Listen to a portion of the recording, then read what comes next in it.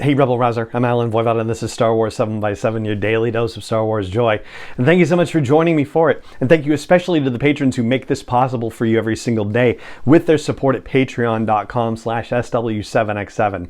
All right, so Teach/Corrupt is the 6th episode of the Acolyte. This is our 7 takeaway breakdown episode, and we'll start with the first one, which is that we seem to have another kind of setup episode happening here, which we did kind of need to catch our breath collectively from the events of episode 5. Man, oh man, even on multiple rewatches, it was still just pulse pounding. And it's setting things up for us in a few different ways. For this particular takeaway, I'll just focus on the fact that it's setting us up for a retelling of the events on Brendok 16 years ago. There had been a lot of theories and suppositions about the fact that we might get another retelling in episode 7 because it's the same directors that are directing that episode. And yeah, it looks like that is actually going to be the case. And seeing as how the episode titles have had opposite natures to them, then Destiny was the name of that episode. So I'm wondering if it'll be something along the lines of The Thread or Pulling the Thread or like that. So yeah, I'd love to know what your guess is going to be. So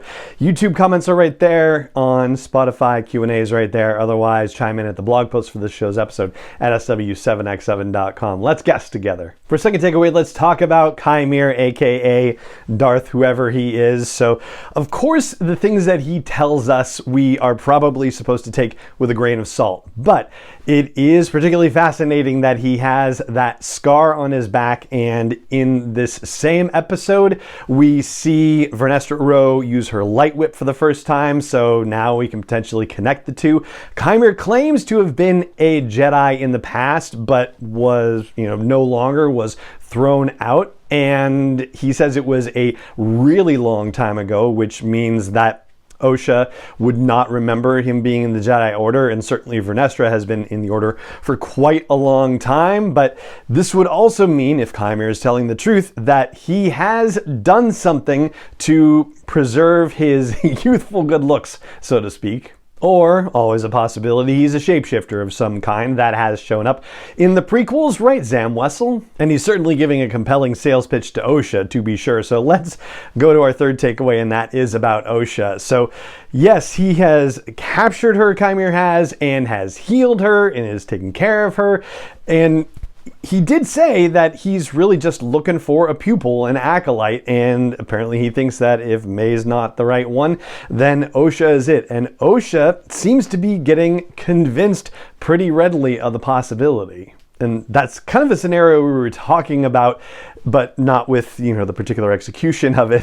And when we saw the 4th episode, Day, the possibility that May and Osha were going to kind of flip a little bit, that May was deciding to move over to the light side and help the Jedi defeat Darth Chimere, and that Osha might end up turning to the dark side, and that it might be predicated on what she finds out about what the Jedi did on Brendok. But it seems like Chimere is managing to convince Osha to start leaning toward the dark side without even having brought that aspect of things up yet. But you can imagine that he's working on her with that and is going to get there. Ultimately, I think Osha is falling into the Jedi trap, as Chimere kind of pointed out to her about the assumptions that she makes about how Jedi are supposed to behave and why she's behaving like a Jedi. But like a good guy, she can't help but hear what Chimere has to say. She's trying to figure him out. She's trying to figure out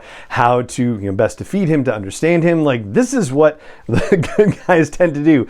And it tends to get the good guys in trouble. Sometimes that's because the bad guys are just able to get away before the good guys finally decide to do something about the bad guy. And then sometimes it's, as Harvey Dent says in The Dark Knight, living long enough to see yourself become the villain. And Osha looks like she is considering the possibility of becoming the villain here. For a fourth takeaway, let's talk about Osha's twin, May, right? So she seems to be getting away with things on the Jedi ship for quite a while. Saul is completely clueless about things, but it's actually Basil who ends up figuring her out. And there's a lot of sniffing that's going on. Basil is sniffing the air very carefully. So somehow, I guess, May and Osha have different scents. It makes sense.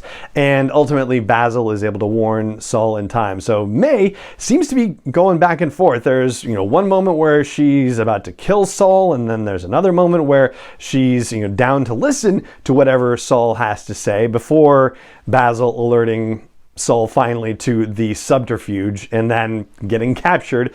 But I think she's going to be able to figure out a way out of this particular predicament because A, she is able to use the Force after her own fashion, and B, Saul did not deprive her of Pip, so she is going to be able to get Pip to release her if needed. Poor factory reset Pip, unfortunately. And interesting that Pip's eyes were white, but then when he was reset factory-wise, the eyes went to red. But also, a great little comedic moment with Basil trying to take May down and getting oil somehow to squirt in her eye, and May's like, "Rah!"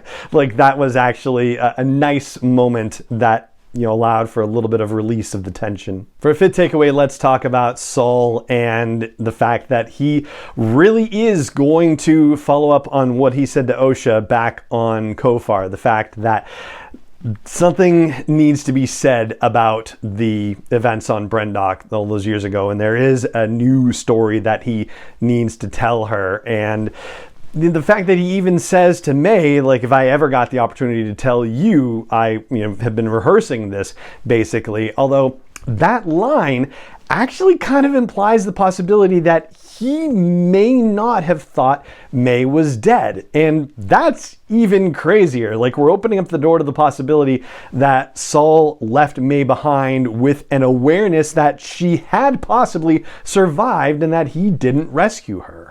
That, I think, is kind of the bombshell moment of the episode, quite honestly. And it's also very much in line with a Jedi trend of leaving characters that they can't bring themselves to kill in precarious situations where they expect them to die. So that way their consciences are apparently clean. They can say, well, I didn't kill him. Like once Obi-Wan Kenobi disarmed and dislegged Anakin Skywalker in Revenge of the Sith, suddenly Anakin is unarmed. And Obi-Wan's like, well, yeah, I can't kill him. He's unarmed. And also like, this is kind of a bad situation and I'm heartbroken. And so he just left, and I guess he assumed Anakin would die, but nope. And I actually fear the worst right now, that Saul suspected that May survived the fall and that he left her to die anyway. But to his credit now, for what it's worth, and yes, it's long overdue and there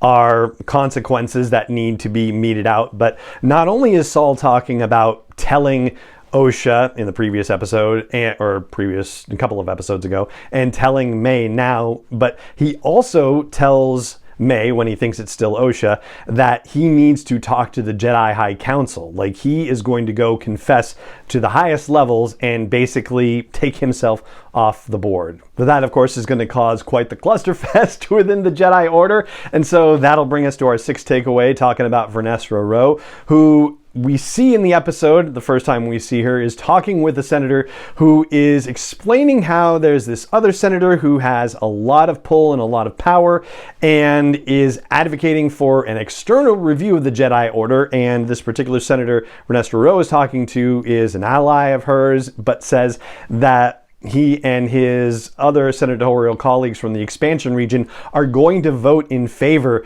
of this external review. Vernestra, of course, is not a fan of this, and apparently this other Senator Raincourt is also not necessarily a fan of the Jedi, and she's concerned about his level of influence. But the other senator she's talking to on hologram says, yeah, well, like the Jedi are transparent. Like, there's nothing that they have to worry about things. And oh yeah, if you only knew the truth, Senator Chawant, yeah, it's definitely not like he thinks it is, right? The Jedi have things to hide and have hidden things over the course of their recent history, comparatively, or last couple of 100 years, High Republic time. And so, we could be setting up for a political fallout kind of situation here by the end of the season. And speaking of Senator Chewant, for our 7th and final takeaway, which is always a fast fact little thing. So Senator Chewant's first name is Isedwa, I-S-E-D-W-A. And because of the fact that J.J. Abrams started this thing of naming Abednego characters with variations on Beastie Boys songs, this is another instance of that. There is a Beastie Boys song called So What You Want, and so you've got said what you want. Right? So yeah, that's a good fun and a little deep trivia cut there for you.